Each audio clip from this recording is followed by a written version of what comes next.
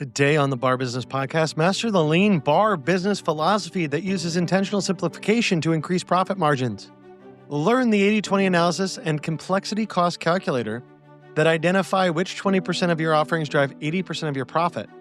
And implement the menu rationalization framework that cuts SKUs by 30 to 40% while maintaining revenue through excellence and focus instead of breadth. Hello and welcome to the Bar Business Podcast, where we help bar owners increase profits, attract loyal guests, and simplify operations so you can avoid burnout and finally enjoy your life outside of your bar. I'm your host, Chris Schneider, the Bar Business Coach.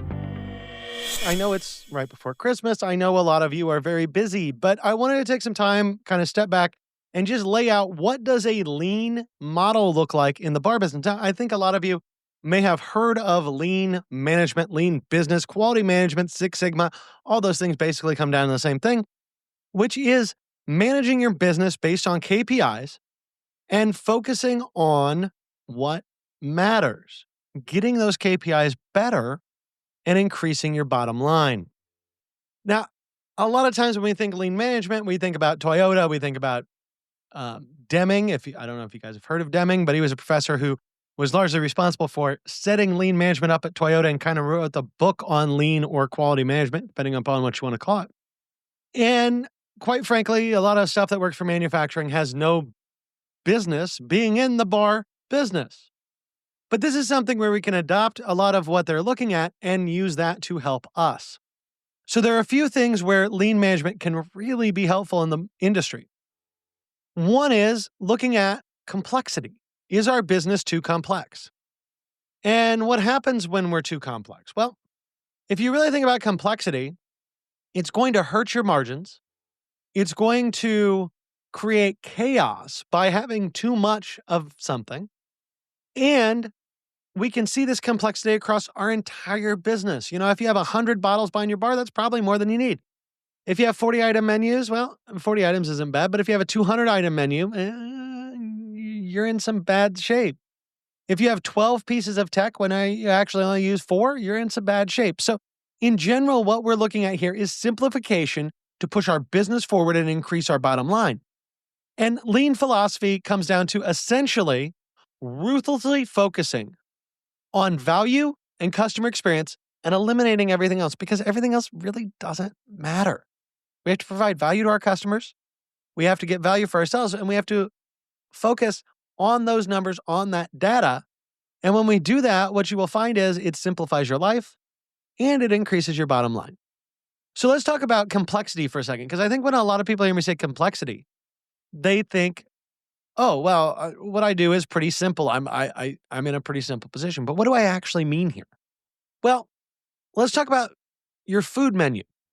My chances of being wrong on this are very low, but I think if you pull your P-mix, if you really look at your sales from your menu, probably 20, if not 30% of your items are going to generate less than 5% of your revenue, which means I don't know why they're there. We've talked about this when we've talked menu engineering. You also have a training burden. If you have 60 items on your food menu, plus 100 different bottles behind your bar, plus 75 beers in the bottle, plus 12 taps. That's going to take a lot of training to teach your employees what you're actually selling. And in a lot of ways, complexity in this case is not a straight line. So it's not like we add one more item and it adds another 30 minutes to our training. I mean, that could be the math. But what we see happen is when you go from, say, 25 items to 50 items, that could increase your training, not from 10 hours to 20 hours, but from 10 hours to 30 plus hours, because it's a lot more material. It's a lot harder for your employees to remember all that, retain that information, and understand it. So it requires additional training to get that through. Now, also when we have complexity, when our menus are too large, we're going to have inventory that is just money sitting on the shelves. I've talked about this before. Inventory is cash. Right? Inventory is tied up cash. Inventory is cash you cannot use, but it's really cash. So if we can decrease complexity, we might be able to free up, 10, 15 grand worth of inventory that we're not keeping on hand. And then when we look at complexity when it comes to tech, if we're spending $200 on average per tech subscription. And we have 10 of them. That's $2,000 a month on tech. Well, $2,000 a month is $24,000 a year. If we're not using half of that, that's $12,000 a year that you're overspending. And when we have too much on our menu, when we have too much complexity in our tech, when we have too much inventory, all of these things, too difficult training, all of this comes down to a mental overload. As owners, you're managing chaos every day. You're not managing strategy. There's no way that you can have good strategy here. So what we're going to lay out is a menu rationalization framework, operational simplification, staffing efficiency through simplification, and an implementation roadmap to help you simplify your business to give you more time and get rid of all this complexity that we are discussing. So let's start in with a menu rationalization framework. Generally speaking, and 80-20 analysis, when we talk about it, yeah, it's some BS to an extent, right? It's never exactly 80-20. But in almost all cases, a small portion of your items, like 20%, are driving about 80% of your revenue. That's where you need to focus your time and effort. Does that mean that you can get rid of 80% of your items? Maybe. Probably not. But shorter menus lead to better service, better food quality, and better efficiency in your business, which leads to a better bottom line. And when we think about profitability on a menu item, a lot of times we look at, what is the food cost on this? What is the beverage cost on this? But true profitability is revenue minus COGS minus labor minus complexity cost. So we want to take out the whole prime cost involved with this. Now, complexity cost is not something that we actually ever see on a P&L, but complexity cost is increased COGS and increased labor due to the complexity that we've put into our systems. So if you cut 30% of your SKUs, if you cut 30% of your offerings, which for a lot of folks is going to be a big cut. So if you have, 60 menu items, we're saying go down to 40. If you have 45 menu items, we're saying go down to 30. And you're going to say, well, I'm going to lose revenue. And you know what? You probably will. You'll probably lose 2-3%. But you'll probably make up 20 or 30% in margin gain from that change because you've decreased the complexity. If we look at beverage simplification, if we have 100 bottles and 60 are quality bottles and 8 to 10 are used in signature cocktails, maybe we should just go to that 60. Now, when I say quality bottles, I don't mean like expensive. I consider well to be quality. But if you have 100 bottles, move down to 60, right? Try to cut out 30-40% there. Food simplification. If you have 40 items, go down to 25. Use shared ingredients. Eliminate items you don't need. And what this allows us to do when we have a simplified menu, when we have less going on, is to really focus on quality, right? We can be masters of what we serve rather than mediocre purveyors of massive quantities of crap. And quite frankly, people would rather have a small menu that's high quality than a large menu that's executed poorly. So keep that in mind, that mastery is going to beat mediocrity every single time. And the way to mastery is simplification and decreasing the amount of items we offer. Now, that takes us to our next point. Which is operational simplification. And a lot of this comes through task elimination. So we've talked about it before, kind of like an Eisenhower matrix, which you could use here. What's urgent and important, what's urgent and unimportant, what's unimportant and urgent, and what's neither important nor urgent.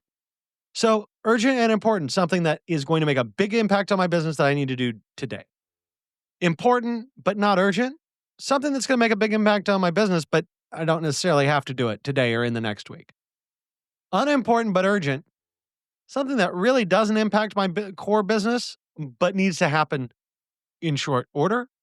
And, unimportant and urgent can be hard to define for a lot of folks.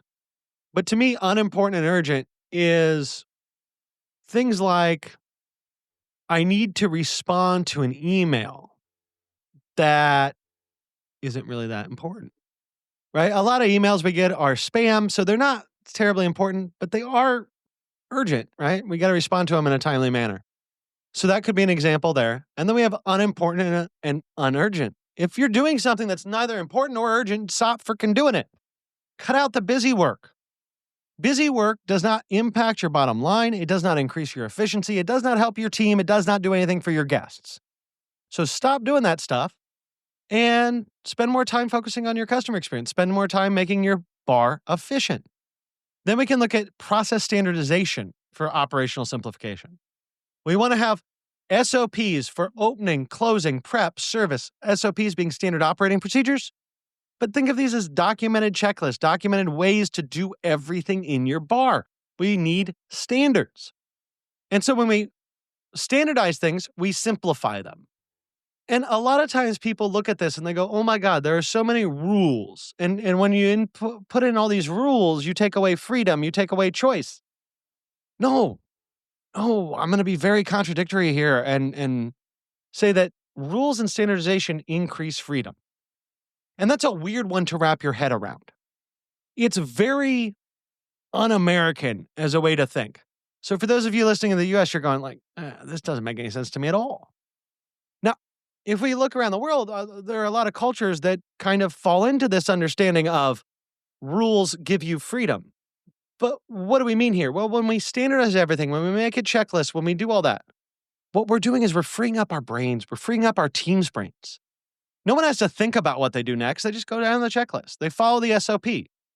And so we're not necessarily giving ourselves freedom in what we do or how we do it, but we're giving ourselves freedom in our brains, in our thought process, to focus on things and to make these simple tasks routine, habitual, and therefore free up time, again, to focus on our customers.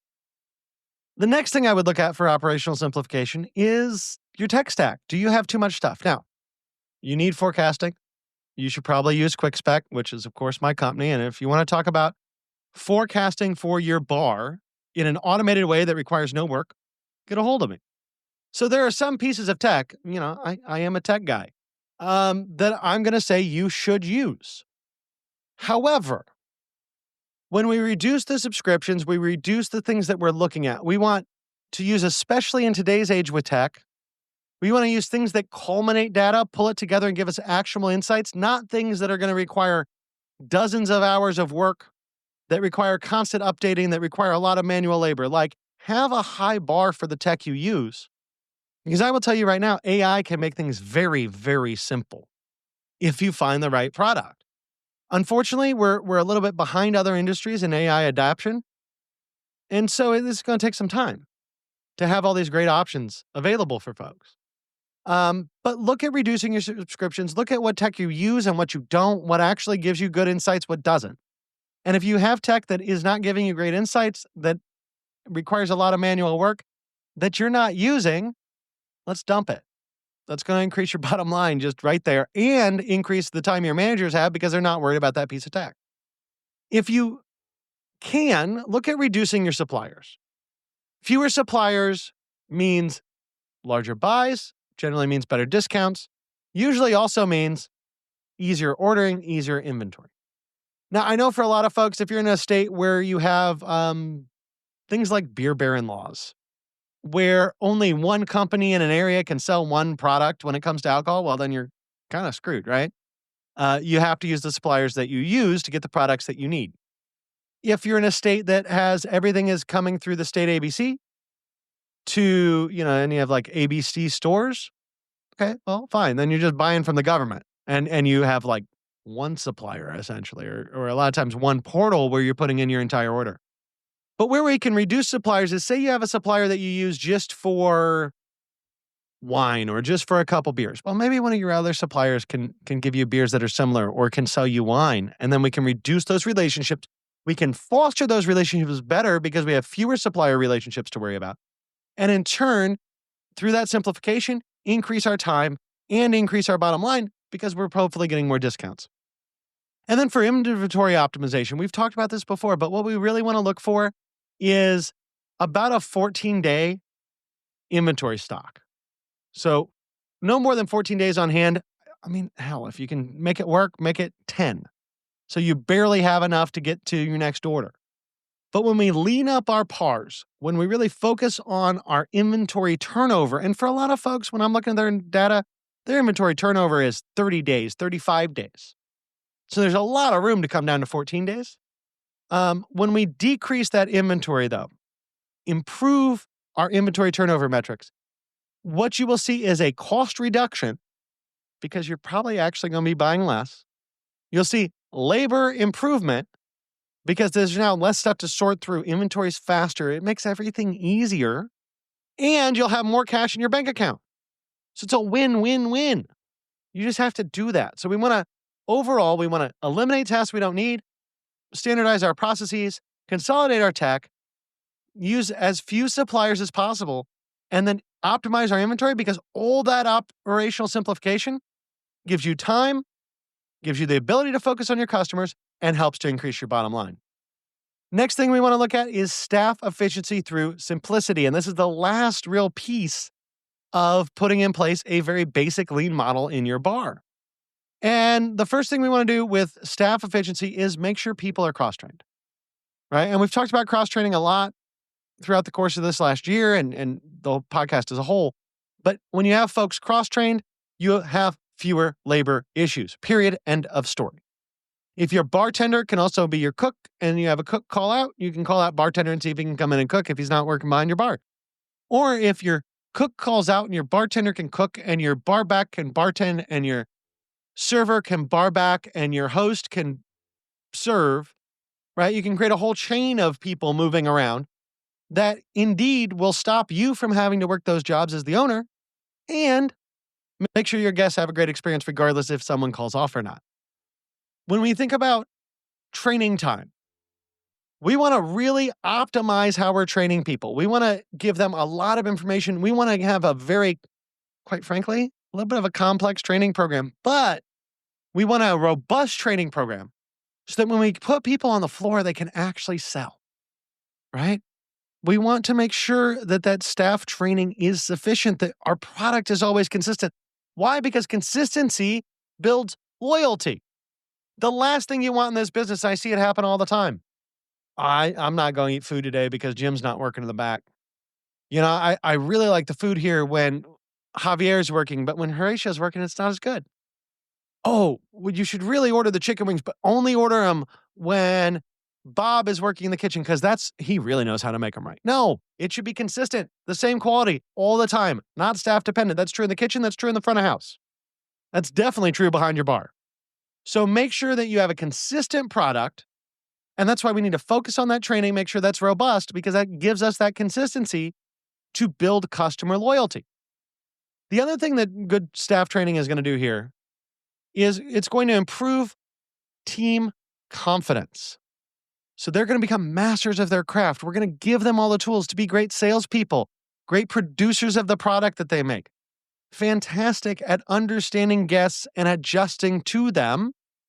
And that's going to improve their tips. It's going to increase the team retention. It's going to build more regulars. It's going to put in place a great culture.